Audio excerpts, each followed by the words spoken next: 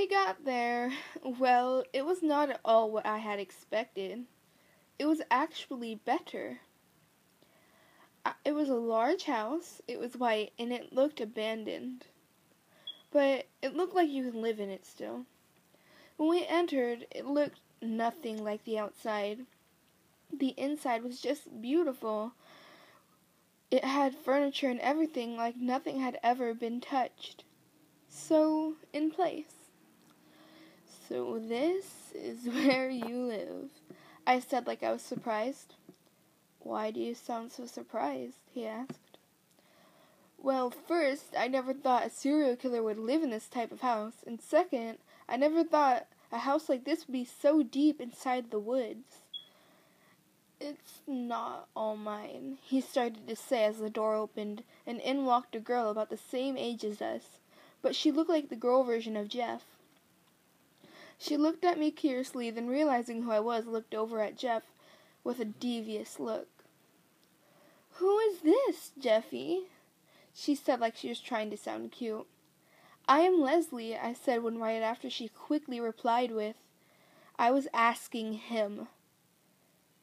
That's Leslie. And what is she to you? She started to have an attitude in her voice. She's my girlfriend and she'll be staying with us from now on. Have you told them yet? She sounded more irritated. No, but I'm sure they could make an exception, Jeff said. Then suddenly Jeff started pulling me up the stairs by my arm. Jeff, where are we going? I said like I was worried. To my room? I could tell he was smiling, and I could almost tell what was going to happen. Shortly after that, Jeff and I entered his room. It was big. It had blue walls, one big window, and a TV, and a bed like any other normal bedroom would. Then suddenly Jeff threw me on the bed. He got on top of me and started kissing my neck. Jeff, stop, I'm not ready. He kept kissing me.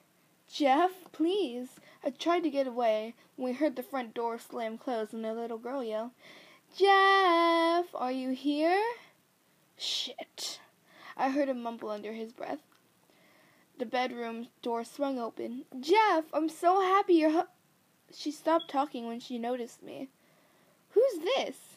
She asked with a curious tone. This is my girlfriend, Leslie, and she's going to stay with us. Does Jane know? She won't like this.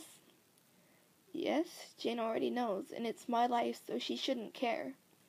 Okay, she said as she sat down next to me and smiled. I'm Sally, and it's very nice to meet you, Leslie. It's nice to meet you, too, I said back with a big smile. She then stood up and held my hand. Come on, I'll show you around. She pulled me up from the bed. Okay, I said as I followed her, leaving Jeff behind. She took me downstairs, and we saw a man. It was actually Link. That's Ben, she said cheerfully. We walked downstairs. Hello, I'm Leslie, and it's nice to meet you. I held out my hand, wanting him to shake it.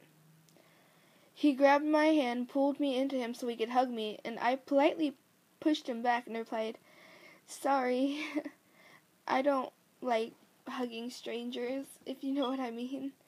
Sort of weird for me. He smiled back and said, We don't have to be strangers. He then winked, and then I felt a hand on my shoulder, and I turned around and found Jane. Hello, Leslie, she said with a calm voice. I see you've met everyone.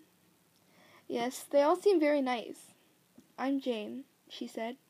I'm sorry for not properly introducing myself before. It's okay.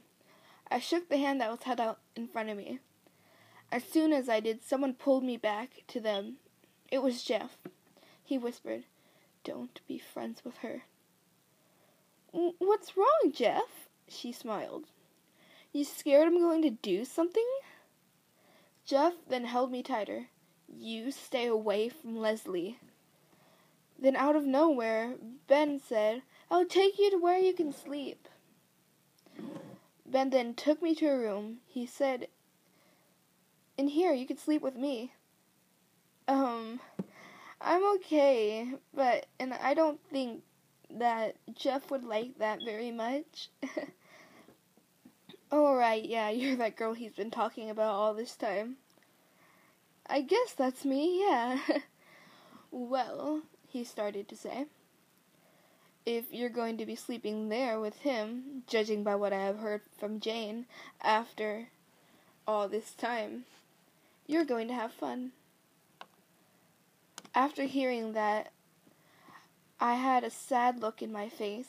He looked at me and noticed I was affected by what he had told me. If Jeff does anything to you that you don't want him to, tell me. He then winked again. And we walked out of his room and went downstairs to find Jeff.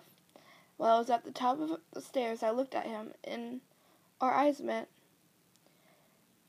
When they met, I smiled, and I went downstairs to meet him. He looked at Ben and said, "Do anything, and I will kill you." I couldn't tell if he was joking or not. When we returned to Jeff's room, Jeff and I slept together. It was really late, and I was tired, so it wasn't hard to fall asleep. At all. The way he was holding me against his chest made me want to stay there forever. I could feel his warmth and his strong arms that were around me. I didn't think I could ever feel this way about anyone. I started to drift off to sleep when I heard someone whisper in my ear, "Leslie, it's showtime." It was Jane. What was she doing in our room? Then soon after that, I passed out.